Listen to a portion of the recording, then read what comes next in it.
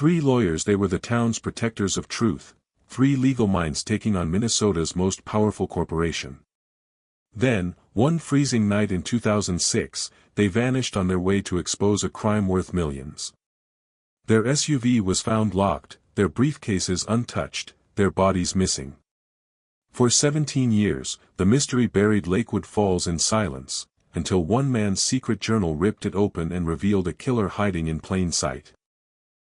If stories like this remind you why the truth still matters, hit subscribe right now.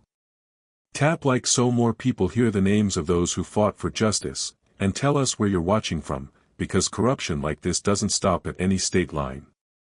Lakewood Falls, Minnesota. Population 8,600. A place where winter nights drop to 20 below and everyone knows everyone's business, or so they thought. It's the kind of town where people leave doors unlocked and wave to their neighbors at the grocery store. The kind of place where 3 empty seats at church don't go unnoticed. But on January 18, 2006, this quiet community faced a question no one could answer: how do 3 people simply disappear without a trace?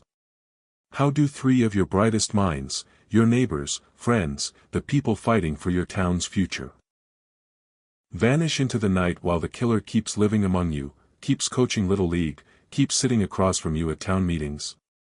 Their SUV was locked, their briefcases untouched, but the killer was still shaking hands at Sunday service. To understand the magnitude of what Lakewood Falls lost that night, you have to understand who these people were. They weren't just attorneys with a case. They were the heartbeat of a community fighting for its survival. Elaine Winters was 42, a daughter of Lakewood Falls who could have built a career anywhere. She graduated top of her class at Harvard Law, clerked for a federal judge, and had her pick of corner offices at prestigious firms from Boston to San Francisco. But Elaine came home. "This town raised me," she told the local paper when she opened her practice in 1998. "I'm not going to watch it die from corporate poisoning." Elaine's office door was always open.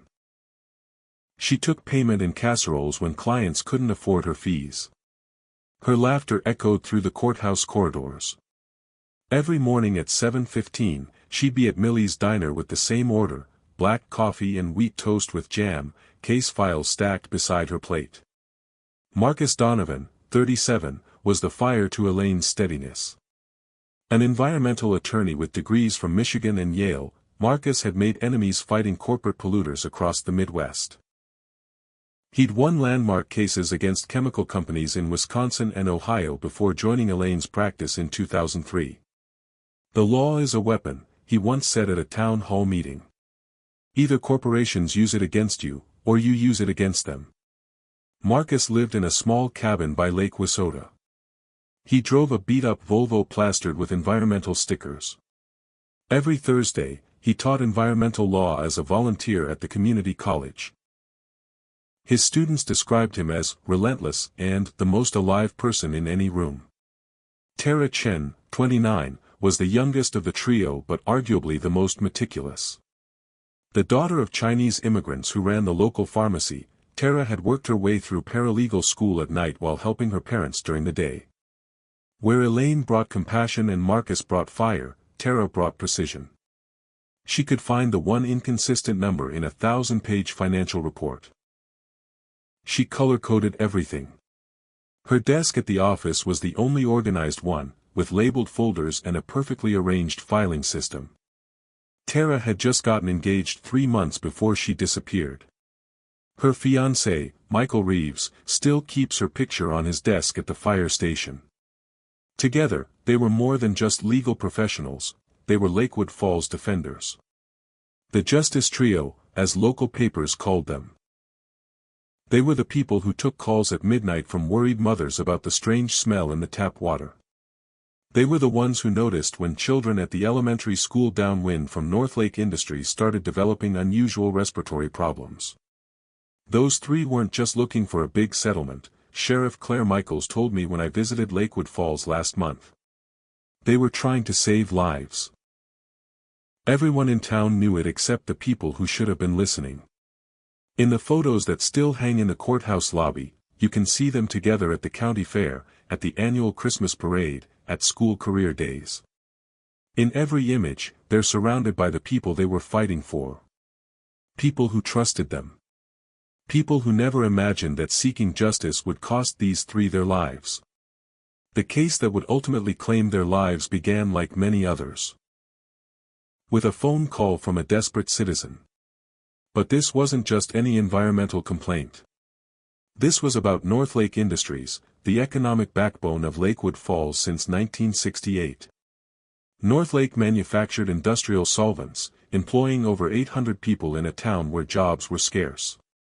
For decades, they'd been the largest taxpayer, the biggest donor to local causes, the sponsor of every Little League team and 4th of July fireworks display.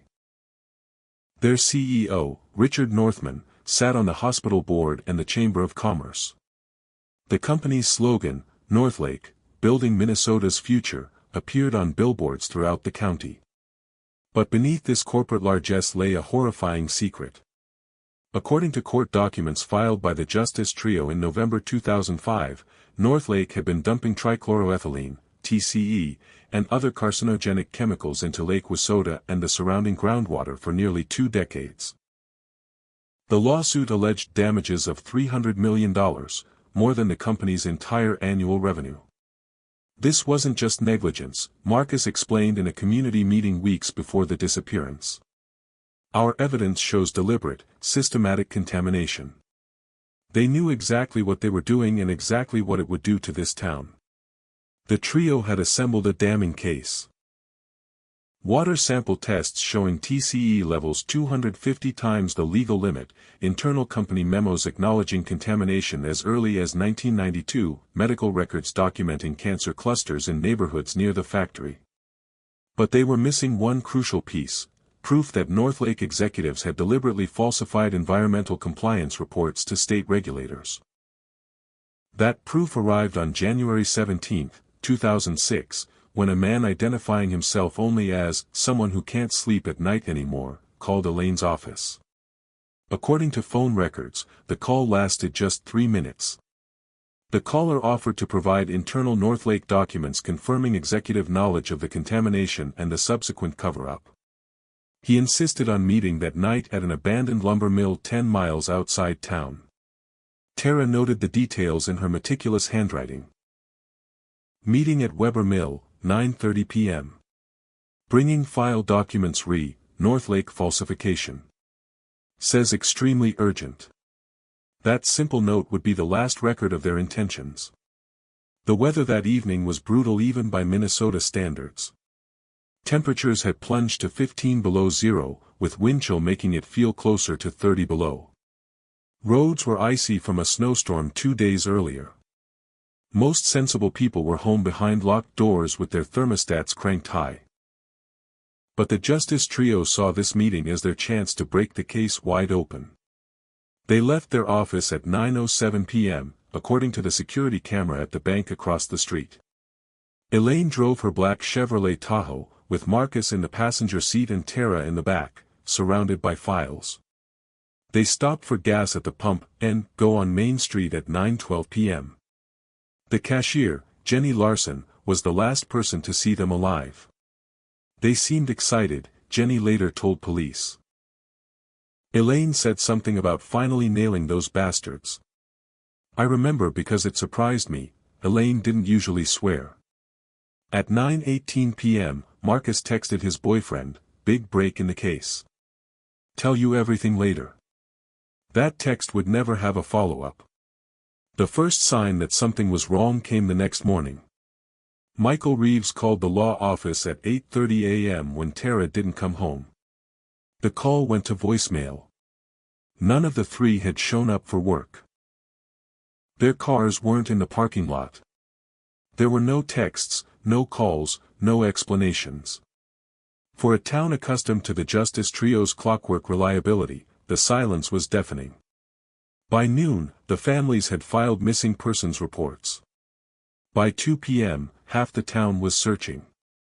The Tahoe was found at 4:37 p.m. by a state trooper, parked at the Lakeside Rest Area, 26 miles from the Weber Mill and in the opposite direction from where they should have been heading.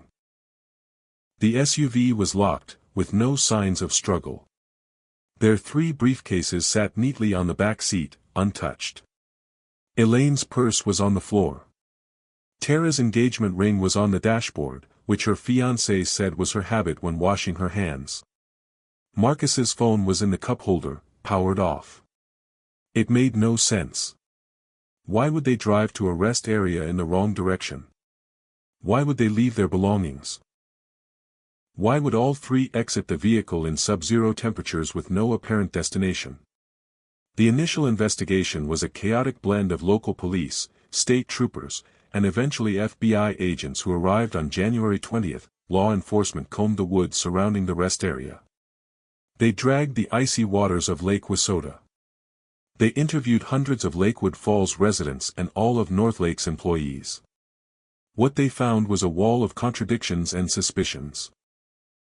Northlake executives expressed appropriate concern while refusing to discuss the pending lawsuit. Richard Northman offered a $50,000 reward for information, a gesture that rang hollow to many in town who knew the company stood to lose millions if the trio's case proceeded. Some evidence seemed to vanish as quickly as the trio themselves. The security footage from the rest area had been malfunctioning that night, according to the maintenance report. The cell tower data that should have tracked their phones showed nothing after 9:26 p.m., not even pings from inactive phones. The whistleblower never came forward. It was as if someone had methodically erased their last movements from the record. The FBI brought cadaver dogs, ground-penetrating radar, forensic experts. They scoured abandoned buildings, drained ponds, excavated suspicious patches of disturbed earth. Nothing. As weeks turned to months, theories multiplied. Had they fled with evidence to build a stronger case? Had they been paid off? Had they simply crashed somewhere that searchers hadn't found? Each theory collapsed under scrutiny. These weren't people who would abandon their families, their case, their community. They weren't people who could be bought. And a crashed vehicle would have been found in the exhaustive searches. The most likely explanation was also the most terrifying: someone had silenced them permanently. By summer, the FBI scaled back its presence. By fall, the case had gone officially cold. The town that once buzzed with search parties and theories fell into uneasy silence. People stopped discussing the disappearance in public.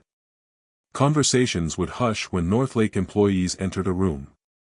A year after the disappearance, Lakewood Falls existed in 2 realities: the surface normality of everyday life, and the unspoken fear that whoever had taken the Justice trio was still among them. Porch lights were left on every night. Doors that had once been left unlocked were now bolted. Parents kept closer watch on their children. As Mayor Thomas Fuller said at the one-year memorial service, a town can live with grief. What's harder to live with is not knowing whether to grieve at all. That uncertainty manifested in haunting ways: 3 empty offices that no one would rent, 3 reserved parking spaces that no one would use, 3 empty places at church that no one would fill. A candle in every window, 3 empty desks, a town afraid to ask why. As months turned into years, the absence of the Justice trio tore at the fabric of Lakewood Falls. Their families existed in that cruel limbo known only to those whose loved ones vanish, unable to fully grieve, unable to move forward, forever suspended between hope and despair. Michael Reeves, Tara's fiancé, kept their apartment exactly as it was the day she disappeared. "I can't pack up her things," he told the local paper on the 5th anniversary of the disappearance. "That would mean accepting she's gone. I'm not there yet. I don't know if I'll ever be there." Marcus's boyfriend, David Walsh, moved away after 2 years. "Every face in this town is a reminder," he said before leaving. "Every person I see, I wonder, do you know something? Were you involved? I can't live with those questions anymore." Elaine's elderly parents both died within 3 years of her disappearance, her father from a stroke, her mother from what friends described as a broken heart. Her sister Rachel took over the endless task of keeping Elaine's case alive, calling law enforcement weekly, maintaining the website, organizing annual vigils that grew smaller each year. Meanwhile, the lawsuit against Northlake Industries collapsed without its champions. The judge dismissed the case in 2008 citing insufficient evidence and procedural issues. Northlake not only survived but thrived, expanding operations and adding a new production facility in 2010. Property values around the plant plummeted as residents fled, allowing the company to buy surrounding land at bargain prices. The environmental damage continued unchecked. Cancer rates in Lakewood Falls rose to 40% above the state average by 2015. Children born after 2006 showed elevated rates of respiratory disorders and developmental delays. The lake that had once been the town's recreational center became a dead zone, its beaches empty even in summer. Richard Northman received Minnesota's Businessman of the Year award in 2012. In his acceptance speech, he briefly acknowledged the tragic disappearance that shook our community, before pivoting to discuss Northlake's charitable contributions to cancer research. A bitter irony not lost on those who understood what his company had done to their town. The FBI officially moved the case to inactive status in 2011, though they maintained it was technically open. The original investigators retired or transferred. The case files gathered dust. The billboards with the trio's faces weathered and faded until they were finally taken down in 2014.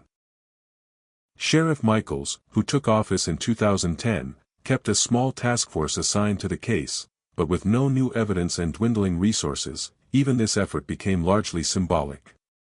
The hardest part wasn't just the silence, Rachel Winters said in a 2016 interview. It was watching the man who likely ordered their deaths get richer while my sister's name was slowly forgotten. It was watching this town die by inches from the poison in its water while the people who fought to save it were erased from memory. Christmas tables kept their empty chairs. Birthday cakes went uncut. Graduations, weddings, funerals, all marked by absences that never eased with time. Perhaps most painful was the quiet disappearance of justice itself. As public interest waned and official resources dwindled, the implicit message seemed clear. Powerful enough entities could literally get away with murder. The legal system that the trio had such faith in had failed them completely. By early 2017, even the most dedicated supporters had begun to accept that the truth might never come to light. The investigation had hit every possible dead end. The witnesses had been interviewed multiple times. Every lead had been followed to its conclusion. The case was as cold as a Minnesota January. And then, on April 22, 2017, everything changed. The morning of April 22, 2017 dawned crisp and clear, with the first real warmth of spring melting the last patches of snow around Lakewood Falls. On a remote corner of Northlake Industries property, a surveying crew was marking boundaries for a planned expansion of the chemical storage facility. Jacob Miller, a 24-year-old assistant surveyor, was hammering stakes into the thawing ground when his tool struck something that wasn't dirt or rock. Digging with his hands, he uncovered what he initially thought was an animal bone. A few more minutes of excavation revealed the unmistakable shape of a human skull. By nightfall, the property was a crime scene. State forensic teams carefully unearthed not one body, but 3, buried in a single grave approximately 6 feet deep. The remains were found in an area that had previously been thick forest but had been cleared in 2009 for Northlake's expansion. An expansion that had, significantly, been delayed several times due to environmental concerns. The bodies were transported to the Hennepin County Medical Examiner's office in Minneapolis. Though decomposition was advanced, dental records quickly confirmed what everyone in Lakewood Falls already suspected: the remains belonged to Elaine Winters, Marcus Donovan, and Tara Chen. After 17 years of questions, at least one had been answered. The Justice Trio was dead. "I always knew," Michael Reeves said when informed of the identification, his voice breaking on camera. "But knowing is different than knowing, you understand? There's relief in the certainty. And there's a new kind of pain too." The medical examiner's findings painted a grim picture of the trio's final moments. All 3 had died from multiple gunshot wounds to the head. Their hands had been bound with zip ties, the same industrial-grade zip ties used at Northlake's facility. Most tellingly, toxicology tests revealed traces of propofol, a powerful anesthetic, in the remaining tissue samples. Someone had sedated them before executing them. This wasn't a crime of passion or opportunity. It was a calculated, professional act. When the news broke, Lakewood Falls erupted in grief and rage. Hundreds gathered outside the Northlake facility, holding candles and demanding answers. The FBI returned in force, setting up a command center at the courthouse. Sheriff Michaels deputized additional officers to handle the influx of media and maintain order as tensions rose. Richard Northman issued a statement expressing shock and horror at the discovery on company property and pledging full cooperation with investigators. He announced an additional $100,000 reward for information leading to the killer's arrest. But this time, the town's response was openly hostile. At a press conference, he was shouted down by residents demanding to know why the bodies had been found on his land.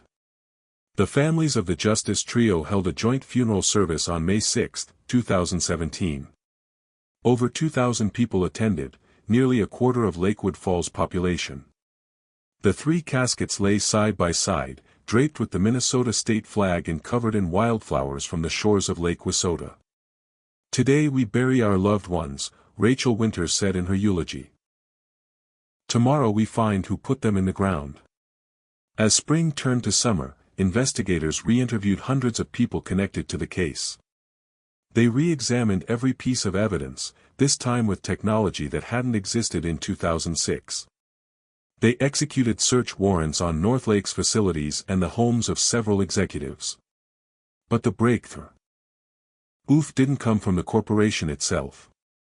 It came from an unexpected source, the propofol. The presence of propofol in the victims' remains wasn't just a forensic curiosity, it was a crucial investigative lead. Propofol isn't a street drug or something readily available to the average person. It's a controlled substance used primarily in hospital settings, administered by medical professionals for anesthesia. That single finding narrowed our suspect pool dramatically, FBI Special Agent Lydia Carpenter explained. "We're not looking at just anyone with a grudge against these attorneys. We're looking at someone with medical access and training." Investigators compiled a list of every medical professional in a 50-mile radius who would have had access to propofol in 2006. They cross-referenced this list with Northlake connections, employees, shareholders, family members, and business associates. One name emerged from this analysis, Dr. Charles Bennett, Chief of Surgery at Lakewood Falls Memorial Hospital. Bennett was 62 in 2017, a respected physician who had served on the hospital board for over 2 decades. He was a pillar of the community, deacon at First Lutheran Church, past president of the Rotary Club, volunteer team doctor for the high school football squad. He'd treated generations of Lakewood Falls residents and delivered hundreds of the town's babies. He was also Richard Northman's brother-in-law and a major Northlake shareholder. "It was hiding in plain sight," Sheriff Michaels said. The connection was right there in the public record. Bennett married Northman's sister in 1985. He owned over $2 million in Northlake stock. But nobody made the connection because Bennett used his professional reputation as a shield. Who suspects a doctor of murder?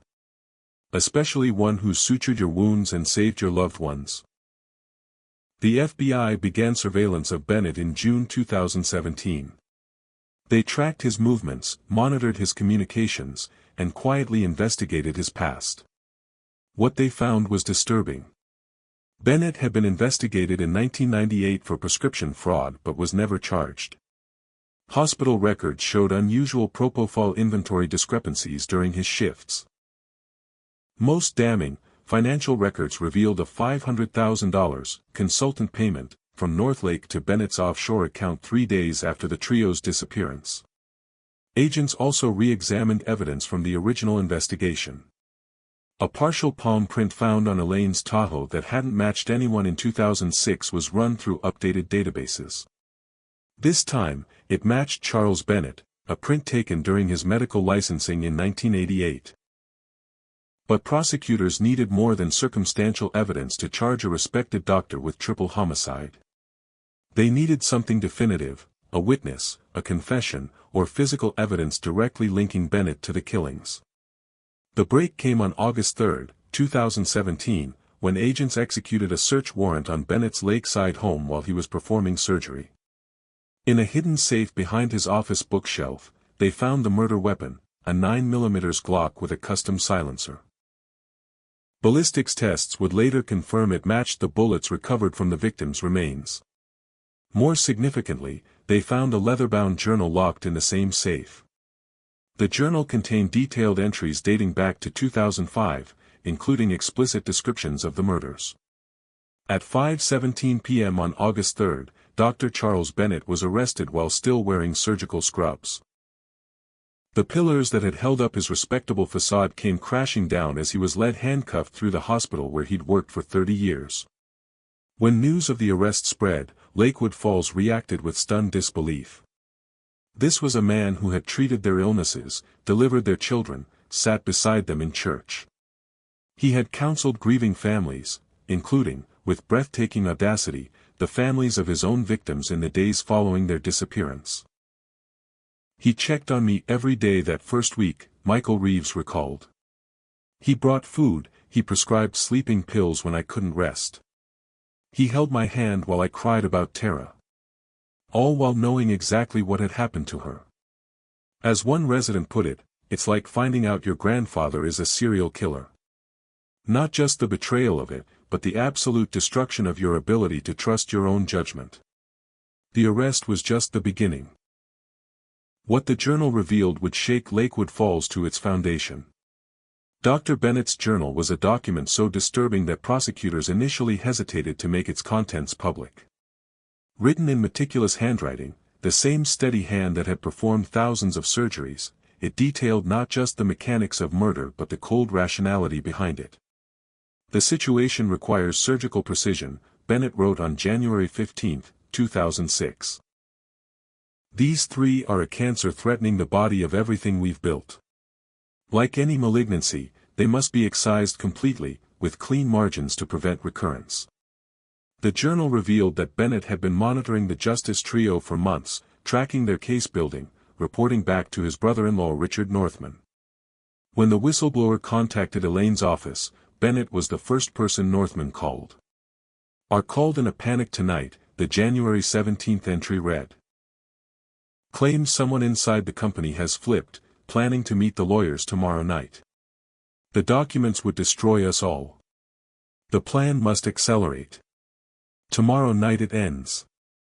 The whistleblower, it turned out, never existed. Bennett himself had made the call, disguising his voice, creating the pretext to lure the trio to an isolated location. He had positioned himself as the solution to a problem of his own creation. The January 18 entry, written hours before the murders, was chillingly methodical. Preparations complete. Propofol drawn and loaded in 3 syringes. Gloves, plastic sheeting in vehicle.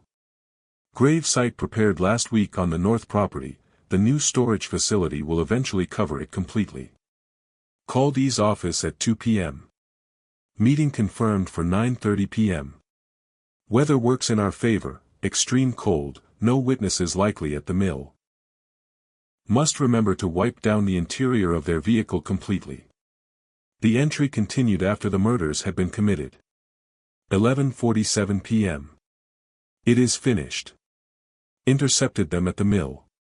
They were surprised to see me instead of their informant. I claimed the whistleblower was afraid to come himself, had contacted me as a trusted intermediary.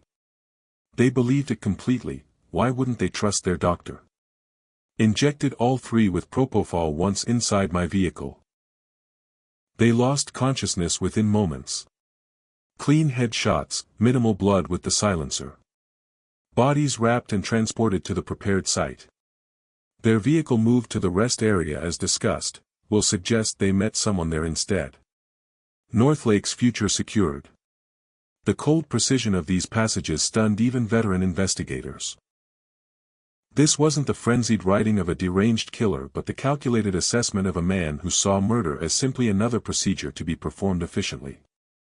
Later entries revealed Bennett's contempt for the investigation and the grieving families. February 4, 2006, prescribed sedatives for M's fiancée today. He looked at me with such gratitude. If he only knew. The FBI agents are idiots, thrashing around with no direction. The beauty of perfect execution is that it leaves nothing to find. March 18, 2006, memorial service today. Stood with R as he offered condolences to the families. The performance requires commitment. I feel nothing for these people. They should thank me, I was merciful. The injection meant they never felt fear. More than they deserved for threatening everything we built. Most damning were the entries connecting the murders directly to Northlake's corporate interests. April 30, 2006. First quarterly report since the problem was handled. Stock up 17%. Are transferred the agreed compensation today. Offshore account untraceable. Worth every penny to protect the family legacy. October 12, 2006, case officially moving to inactive status per my sources in the department. R believes we should develop the north property immediately, cover the site completely. I advised patience. Let nature do its work for a few years. The forest will keep its secrets. Bennett's journal continued for years, occasionally referencing our buried problem when construction plans for the north property were discussed. He showed no remorse, no doubt, no moral qualms about what he had done. When confronted with this evidence during interrogation, Bennett's response was as clinical as his journal entries. You would have done the same, he told FBI agents, if you understood what was at stake. 3 lives against thousands of jobs. 3 troublemakers against the economic foundation of an entire region. It was a necessary sacrifice. The journal ended with an entry dated April 20, 2017, just 2 days before the bodies were discovered. Construction begins next week. Finally, after all these years, the last trace will be erased. The town has forgotten. Life has moved on. Some problems require permanent solutions, and I provided one. History will vindicate me as the savior of Lakewood Falls, not its villain. History, as it turned out, had other plans. Dr. Charles Bennett's trial began on March 5, 2018, almost exactly 1 year after the discovery of the bodies. The small Lakewood Falls courthouse couldn't accommodate the national media attention, so proceedings were moved to the federal courthouse in Minneapolis. Bennett had the best defense money could buy. A team of attorneys from a prestigious Chicago firm, paid for, many suspected, by Northlake Industries, though the company publicly denied any connection to his defense. Richard Northman had resigned as CEO immediately after Bennett's arrest, claiming health concerns, and retreated to a vacation home in Arizona, beyond the reach of reporters but not federal investigators. The prosecution's case was led by U.S. Attorney Rebecca Martinez, who had personally requested the assignment. These 3 legal professionals were killed for doing exactly what I do every day, pursuing justice regardless of who stands in the way, she said in her opening statement. Their murders weren't just an attack on 3 individuals, they were an attack on the rule of law itself. The evidence presented over 6 weeks was overwhelming. Bennett's journal formed the centerpiece, but it was supported by forensic evidence, financial records, cell phone data recovered using technology that didn't exist in 2006, and testimony from former Northlake employees who had been too frightened to come forward earlier. The defense tried every approach. Claiming the journal was fictional, suggesting Bennett was mentally ill, arguing that even if he did commit the murders, it was a crime of passion triggered by concern for the town's economic future rather than premeditated murder. None of it worked. The journal's details matched forensic evidence too precisely to be fiction. Psychiatric evaluations found Bennett completely sane, even remarking on his unusual level of emotional detachment. And the months of planning documented in the journal demolished any claim of a crime of passion. Most powerful was the testimony of the victims' families. Michael Reeves brought the courtroom to tears describing how Bennett had attended his wedding, to the woman he eventually married years after Tara's disappearance, and pulled him aside to say, "Tara would be happy for you," knowing he had murdered her himself. Rachel Winters spoke of her sister's unwavering belief that justice would prevail, even against the most powerful opponents. Elaine used to say that the law was the great equalizer, she testified. That in a courtroom, money and power couldn't change the facts. I need that to be true today. After just 7 hours of deliberation, the jury returned with their verdict, guilty on all counts. 3 counts of first-degree murder. 3 counts of kidnapping. Obstruction of justice. Conspiracy. As the verdict was read, Bennett showed no reaction, the same emotional detachment noted by the psychiatric evaluators. But the courtroom erupted in sobs and relieved embraces among the families and former colleagues of the Justice Trio. At the sentencing hearing 2 weeks later, Judge Harold Thornton delivered a scathing assessment before handing down 3 consecutive life sentences without possibility of parole. "Dr. Bennett, you violated every oath you ever took. As a doctor, as a citizen, as a human being. You used your respected position to commit and conceal murder. You exploited the trust of your community. You stole not just 3 lives but 17 years of truth from their loved ones. There is no punishment adequate for such betrayal, but the law requires me to try." Each family member was given an opportunity to address Bennett directly at the sentencing. Michael Reeves approached the stand clutching Tara's engagement ring, which had been returned to him after being found in the SUV. "I kept this for 17 years, he said, holding up the small diamond ring. "I kept it because it was the last thing she touched. Now I know it was the last thing she touched because you were already planning to kill her. I want you to know something. She was stronger than you. Even dead, even buried, her truth found its way to the surface. You failed, Doctor. You failed completely." Marcus's partner David Walsh, who had returned for the trial, spoke of the years stolen from them. "You didn't just take Marcus's life. You took our future. The home we planned to build. The family we wanted to start. You took it all because you valued money more than human life. I hope every day in your cell feels like 17 years." But it was Rachel Winters, speaking for her sister Elaine, who delivered the most powerful statement. "My sister believed in justice more than anything. She believed that eventually, no matter how long it took, the truth would prevail. She was right. You thought you were so clever, Doctor. You thought your money and your position would protect you forever. But you're just another failed murderer now. And when people speak of Lakewood Falls in the future, they won't remember you. They'll remember their names: Elaine Winters, Marcus Donovan, Tara Chen. Remember their names. The conviction of Dr. Charles Bennett brought a measure of closure to Lakewood Falls, but justice for the Justice Trio extended far beyond a single guilty verdict. The investigation that began with the discovery of their bodies expanded to include Northlake Industries itself and its executives.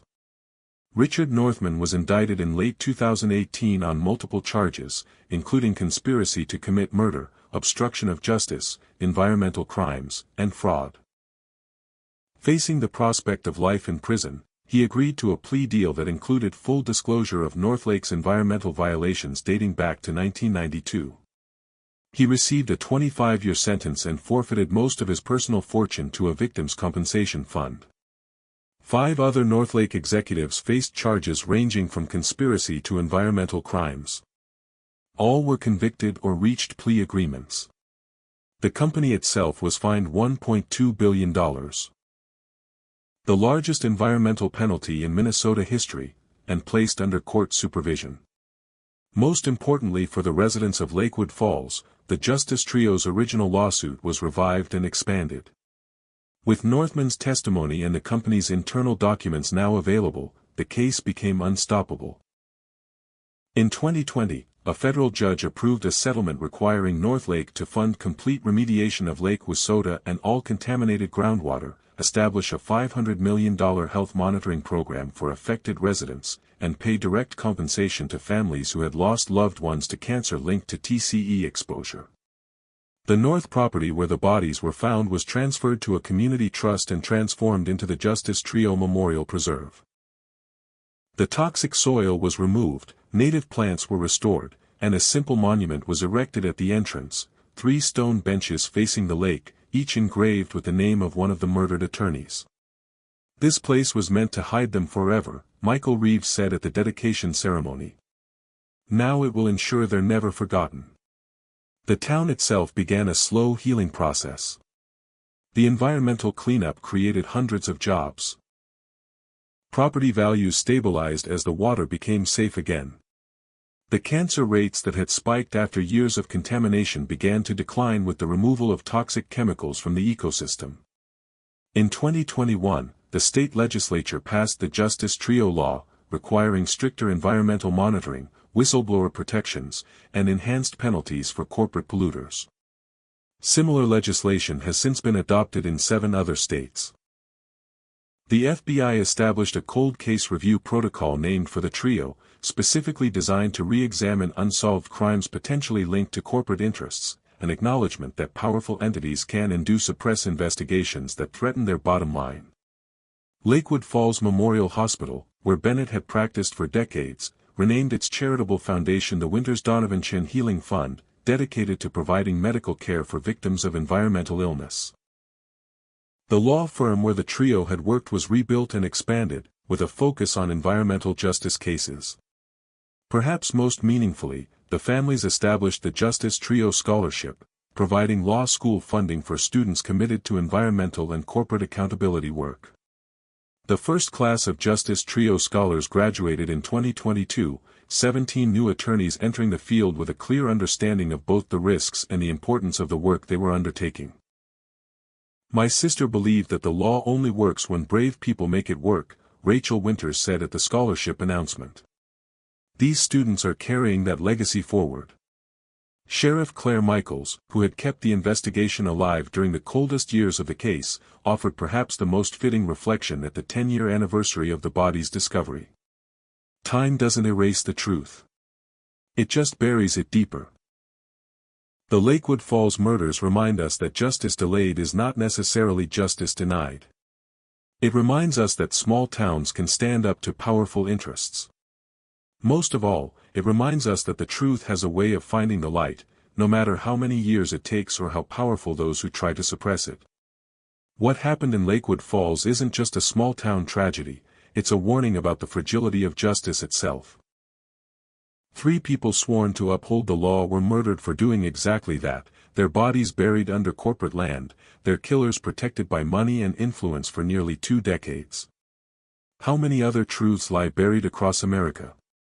How many other corporate crimes remain hidden because those who tried to expose them were silenced, not always by murder, but by intimidation, by financial ruin, by the crushing weight of powerful interests against individual voices?